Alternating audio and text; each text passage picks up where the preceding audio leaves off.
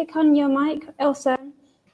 Here you are. So Janet's leading a talk on how to break the glass ceiling as women, and I couldn't think of a better person to lead this session than Janet. Janet has such an amazing profile, and I think it's best that Janet introduces herself, a former C-suite, Fortune 500 executive, and I feel this session is going to be really amazing. So Janet, I'm going to give you the floor. Thank you. Hi, everyone. Just make sure everybody can hear me and see me. And I'm going to try to share my screen too. Yeah, Janet Rocky Horror. I just saw that. So yes, let's go with that. That's always my favorite movie. I'm going to share a quick deck so that everybody can follow along. And let me just put it on a slideshow, and then I will come back into the platform and make sure that you guys can see me. So can you guys see this? Are we okay here, or is it hard to see?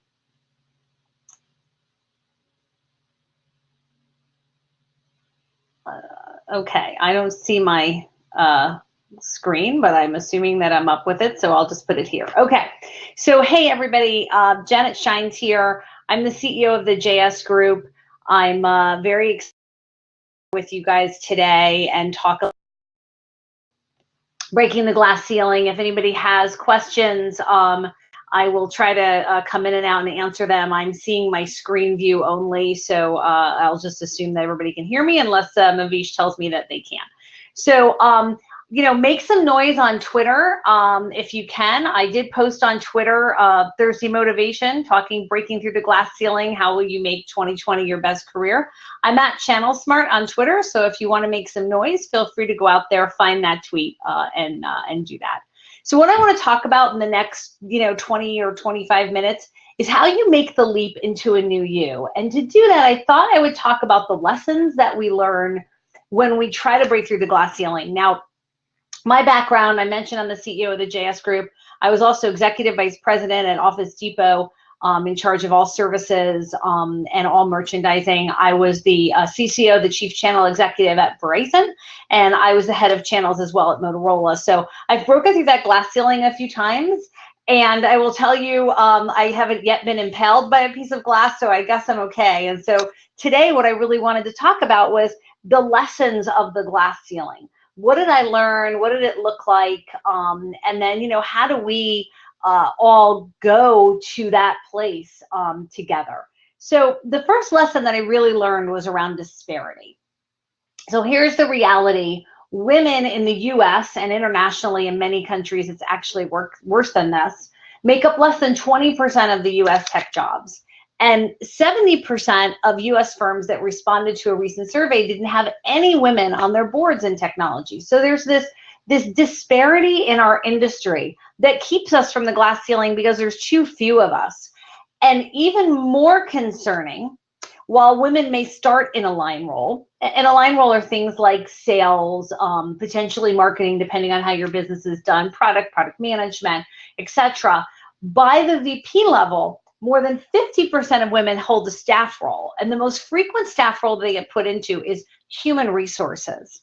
So what happens is women are having a great career, rising in the trajectory. Most traditionally, the C-suite is made up of people who have broadly rotated through business areas, except for your chief legal officer, who obviously has to be a lawyer, and your HR person who typically reports to that lawyer, or someone else in the organization. And so if you don't stay in the line organization, when it comes time to break the glass ceiling, you can't be a candidate.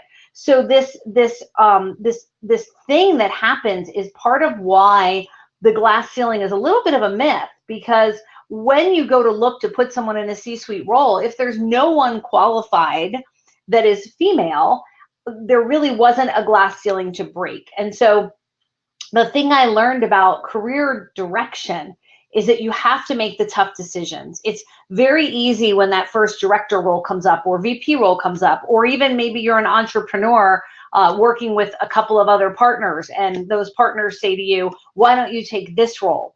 And many times that role is not a line role in the business. And so what I've found is that it's really important to fight to stay in the line role if you want to break that glass ceiling. And that's just truly important, because the only way you get to COO or CEO or CCO or any of the other C-level things is by staying in the line part of the business. So the second thing I learned is that because of this, many times women don't hold enough of the senior leadership roles. So there's a truly big gap here in women not being in the line business. So there is no SVP, say, for example, of this, smaller role. And then secondly, when they do receive a role in line of the business, whether it's CEO or COO or a senior vice president role, etc., they typically receive the roles where others have already failed. In fact, there's been a lot of surveys and a lot of information about CEO roles and those CEO roles going to women most likely when the company was in trouble. And so the next thing I learned about the glass ceiling, and disparity was you have to know the history before you take that job. And so the lesson I kind of learned, this first lesson, was you need to be a unicorn. You need to not jump on every opportunity that comes to you, and you have to take the opportunity that's right for your long-term success. You need to look at other people that have been in the role that you want, that breaks through that glass ceiling, and see where they come from. If they didn't come from the kind of background that someone's trying to talk you into, then turning down a bad job will be the best decision you've ever made, even if it has a good title. And I've done this throughout my career. I've been in the C-suite multiple times. It's worked out very well for me. In the last 10 years, I've made a 7-figure income every single year. So I would just say that making that important decision to not leave the line role is really, truly, critically important. And so when I think about that, I really think that that's an important part of our, time together. So the next lesson that I learned, after I thought, okay, I have to be a unicorn, I started thinking about this concept of hard work.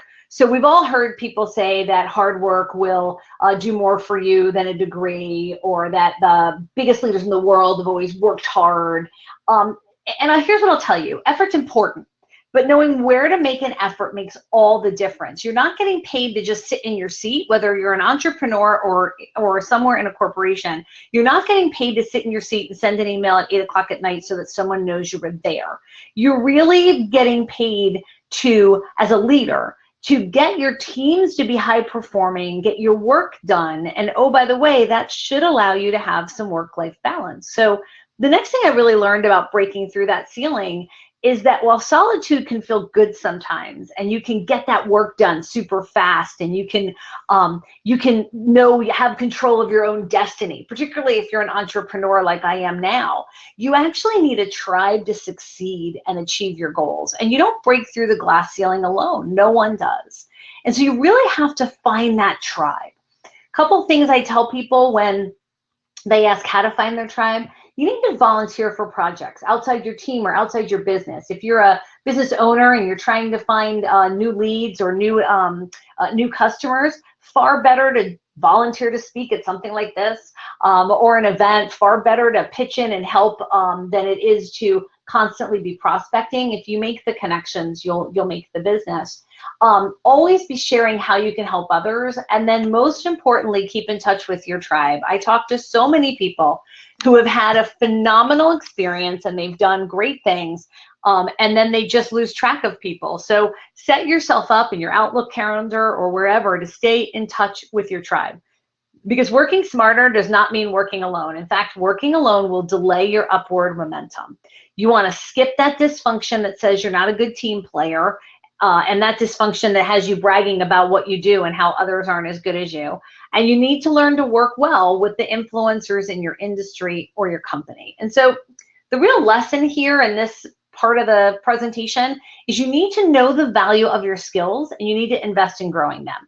And if you do, you can outthink them, you can outwork them, and then you can out-earn them. And remember, as you do that, it's up to you to stay up to date, particularly with your contacts. And that third lesson I learned about breaking the glass ceiling is connections matter. For those of you who may or may not know me, I've been in the top 5 of the Forrester influencers in the technology channel industry for the last several years. I was the channel influencer of the year last year with Channel Futures. and I've made a career on making connections that matter. And so we did this survey at JS Group last year, and I thought I would share this here because who you know does matter, and who knows you matters more. So we surveyed a group of 1,000 professionals in the tech industry, and 47% of them could name 2 social media influencers in their field. And only 36% of those people were connected to more than 2 social media influencers in their field. And so the bottom line is people are not making enough connections for it to matter. And connections truly do matter. So I want to spend a minute on some of the myths of networking. So the first one, if I connect with everybody at my company, I have all the connections I need to be a success. Well, the truth is connections inside and outside your firm matter.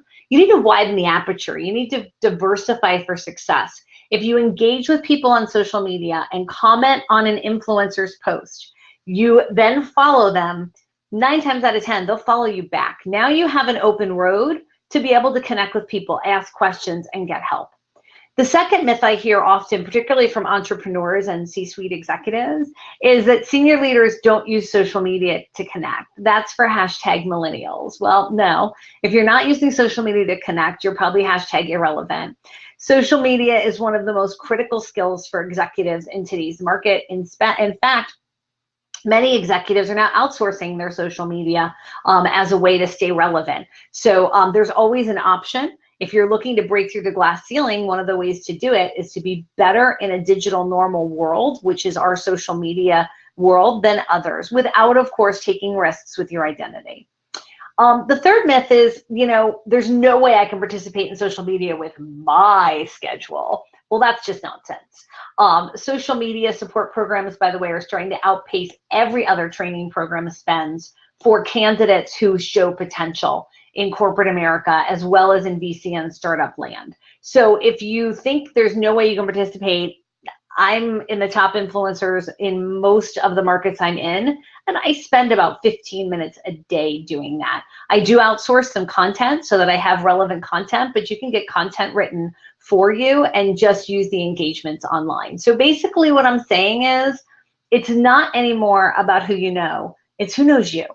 And so if you're not on social media and you're not making a name for yourself, both inside your firm as well as outside your firm, when names come up around the table, and that is how you break through the glass ceiling, enough people sitting at the right table say, how about Janet?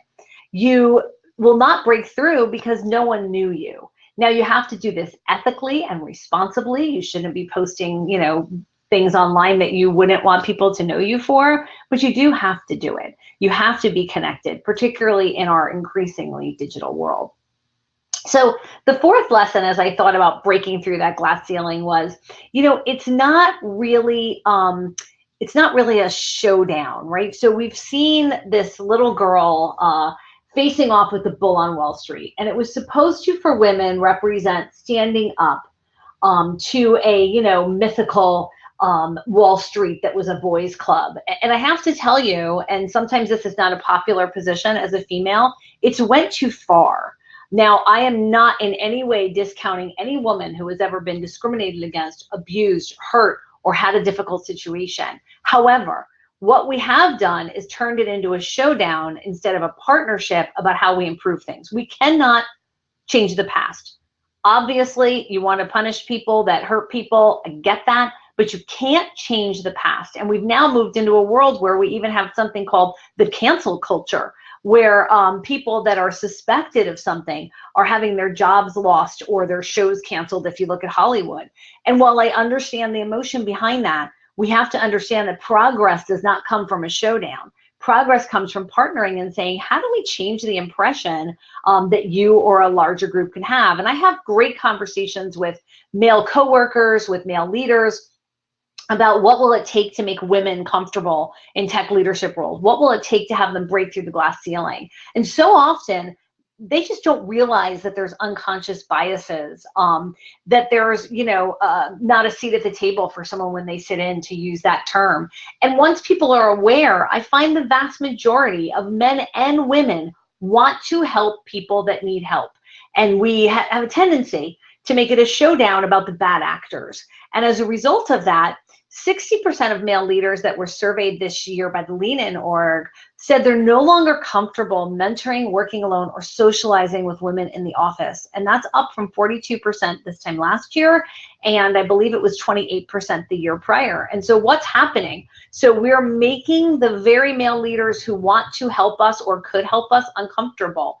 Now, that doesn't mean that you have to act like a man if you're a woman. What it means is we need to have constructive conversations and explain to the men that are trying to help us, as we, of course, take bad actions on those that aren't, that women are being impacted by a double bind. So in fact, 2,500 men and women surveyed that were in manager or above positions. The average woman felt like they were trying to hang on. The average man felt like they were on top of the game.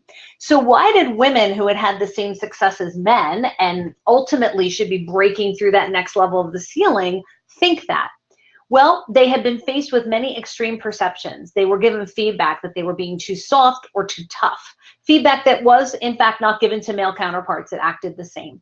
They had higher standards. There was a survey that was just done by Cornell University where a woman's resume had to have more experience than a man for the exact same job. And yet, when she was selected for that job, she would be offered a lower salary. And then finally, women typically are either liked or competent in the office, quote unquote, or in the industry. There's a double bind that affects us all that says if you're competent, you're not likable. And so when you have these conversations with male leaders and you say, this is what females are facing when they try to break through that glass wall, it changes the conversation. And it changes the conversation into one that says, no one has to lose for me as a woman to win. I'm going to repeat that. No one has to lose for me to win.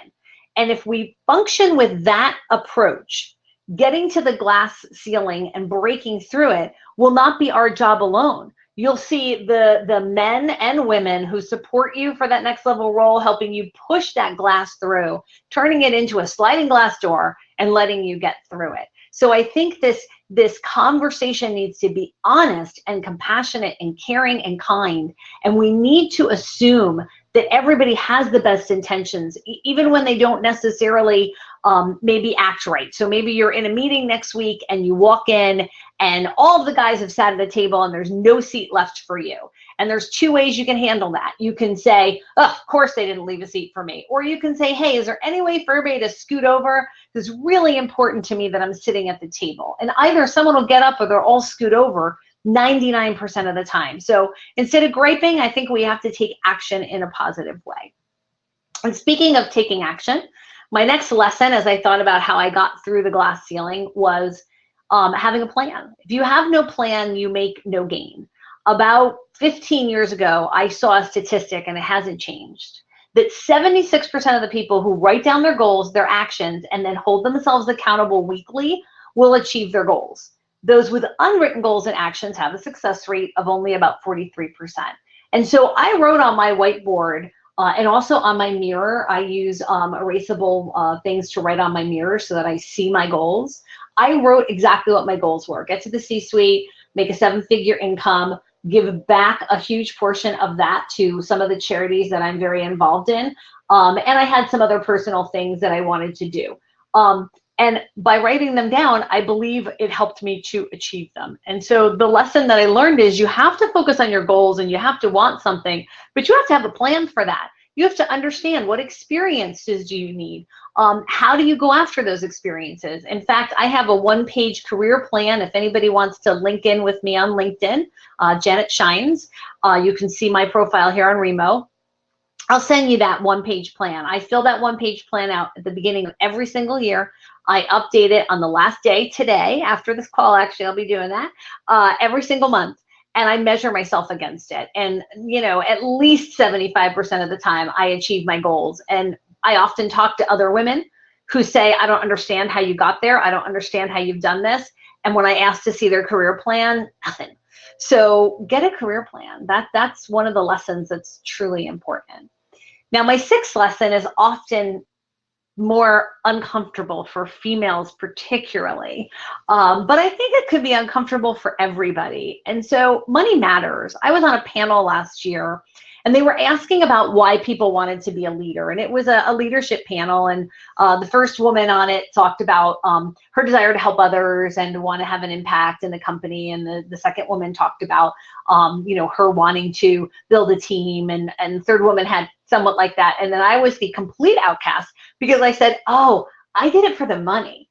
And everyone in the audience kind of, giggled. And then I asked for a show of hands, how many people were willing to raise up another level, have more responsibility and more work, and not get more money. And there was really no hands in the audience. And so while I understand that all of us want to do our career because we love it, or we love the industry, or we love our company that we own, or the company that we work for, money is important because economic freedom allows you to do things. Economic freedom allows you to balance the demands that women have as they're going towards the glass ceiling.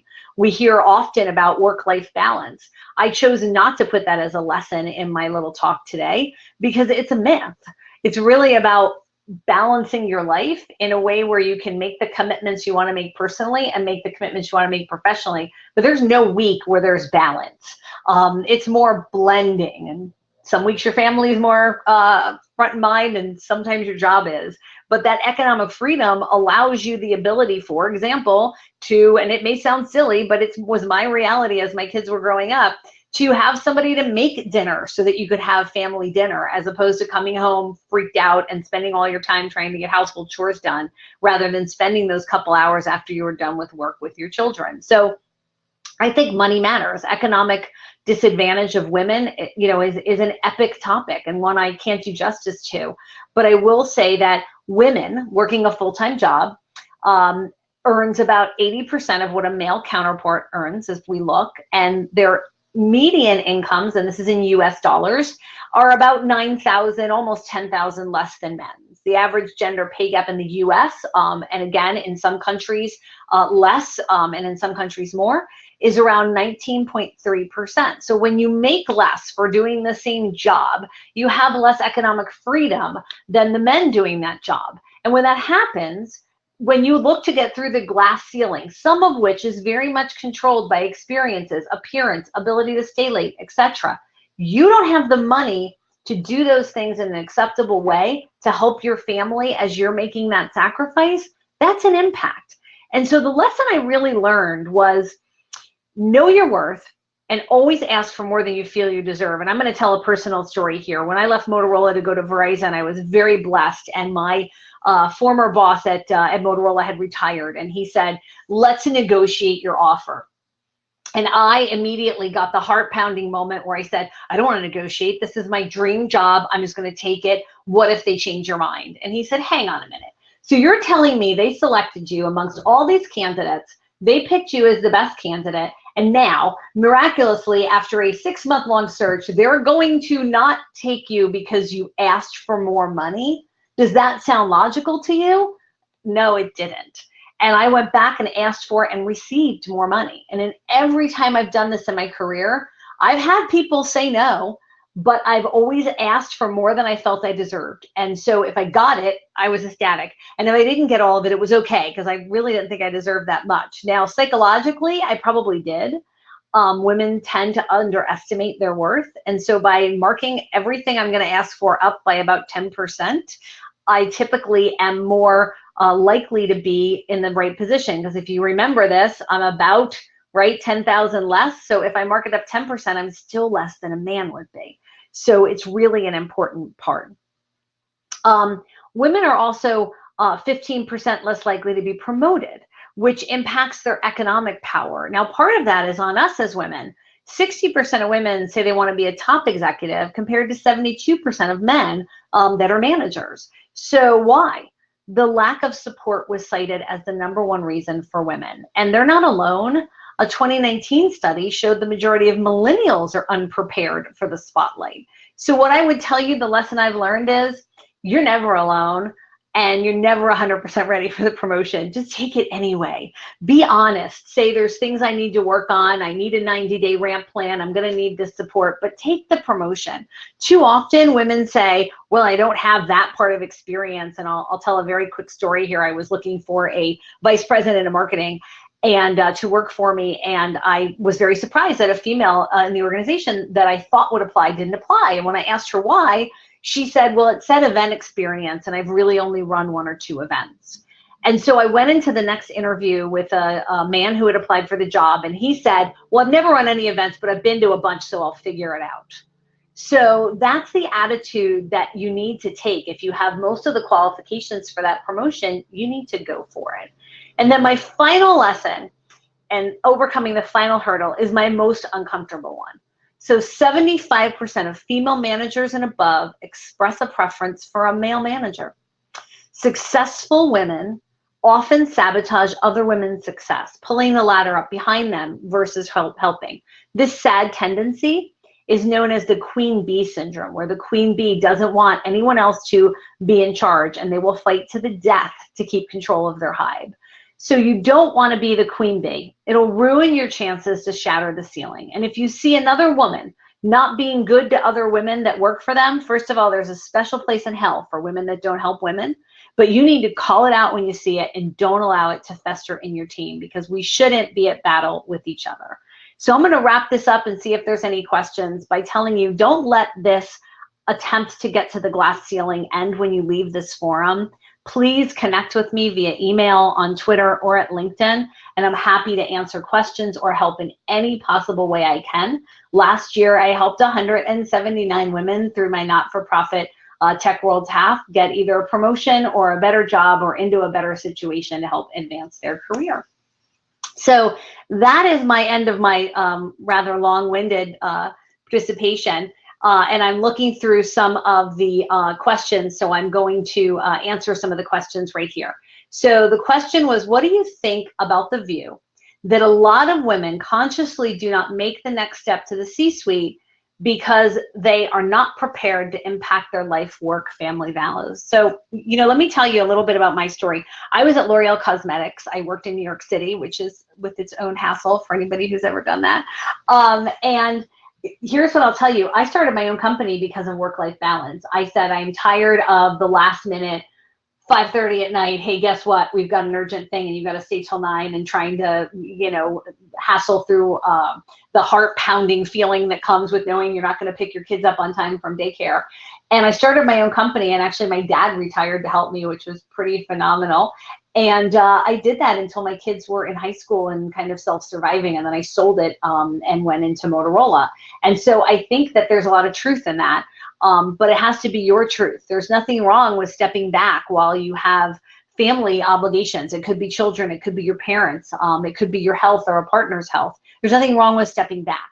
What's wrong is not entering again. And we see women traditionally not coming back into the workforce strongly. And so what I always recommend to women who want to step back is write out your 20-year plan. Tell me where you want to be in 20 years. And then let's talk about how much we can afford this work-life balance. I will tell you, my daughter Ashlyn now works with me, so it is a generational family thing. She runs all of our social media. She's a genius. She has a PhD. And she just recently said to me that she doesn't know what her female friends do that didn't have a mother that worked, because now how do they help and ask their mother for advice? Their mother doesn't know what's happening. So I think part of that work-life balance is the myth that you have to be there for every single thing, and part of it is the reality that you want to be. And so nothing wrong with dropping out, but coming back in really works. So I'm looking through some of the other comments, and thank you to everybody who's saying brilliant and everything else. And I will just say this concept of understanding this queen bee syndrome, I'll spend just a minute here on. So I think, you know, why does it happen? I think women have a series of experiences from the time they're very young that teaches them that in some ways they are alone, particularly if they want to be at the top of the mountain. And some women take it wrong. So they take the fact that they're alone. I've been alone many times in my career. I've been lonely at the table, lonely in my life as an executive. And, you know, I truly think that that staying lonely in a day of social media is, you know, really silly. And the more you surround yourself with like-minded people, the less likely you are to be a queen bee. So I saw 2 more questions come up. I'll try to answer them quickly. Why is it I think only 4% of pilots are women? Again, I think it's not necessarily encouraged for women to take on scientific careers or careers that require math or engineering. And most importantly, most pilots come from the military. So we're just now breaking into that. So I think hopefully we'll see that change. I know I was on an all-female staff flight with United a few weeks ago, and it was fantastic. And so I saw one other question. It was up there and it popped away, and so I'll try to answer it anyway. How do women connect with other women in senior roles? I go on LinkedIn. I look up companies I admire. I look up people I admire, and I try to connect with them, and I ask how I can help them. And typically they'll come back and say, you know, how can I help you? And we'll start a really healthy conversation. I every year come up with 100 women that I want to connect with, and by the way, 100 men, and I make my plan monthly to connect with them, and at the end of the year see how I do. And if you do that, you will make those connections. And then my final question I'm going to take with 1 minute left comes from Crossy. How do you explain that the glass ceiling is even worse in entrepreneurship than in corporate world? The same reason that we don't ask for raises, the same reason that we stay in a dead-end job, the same reason that we are okay with not getting ahead and stand by for it, is the same reason why fewer women, I should say, go into being an entrepreneur. It's risky, it's scary, and typically they're the sole support for someone in their family.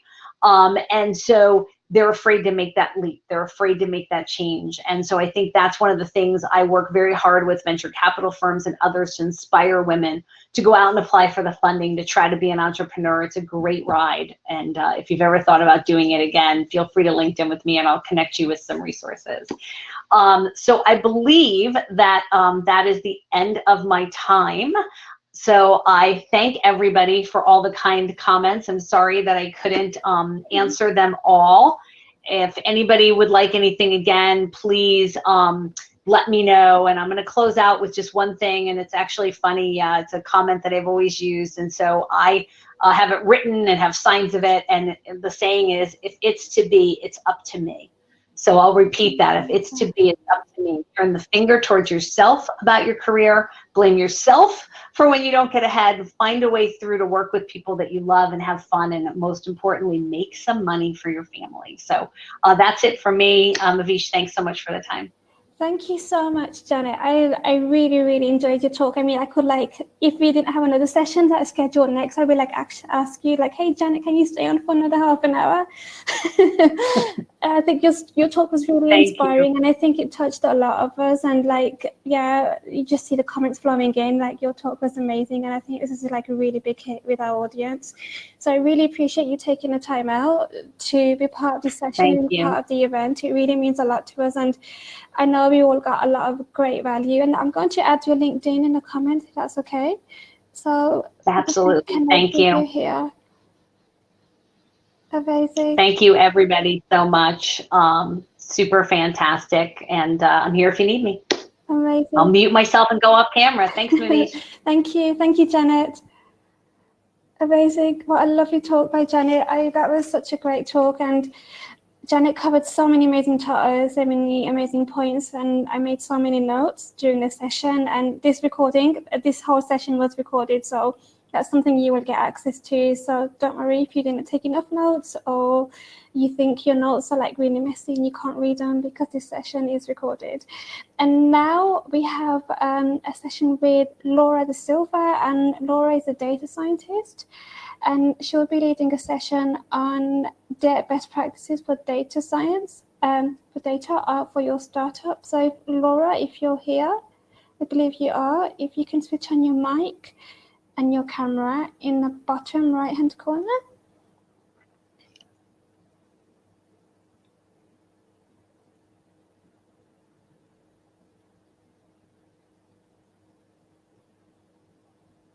Hey, Laura, if you're here, if you can switch on your camera in the bottom right-hand corner and your mic.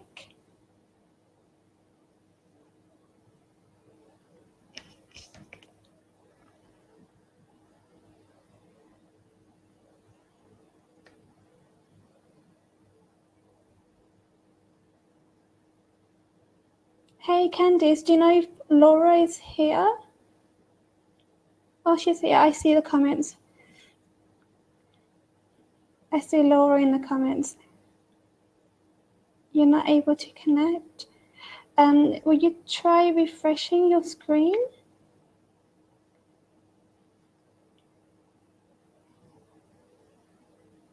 Okay.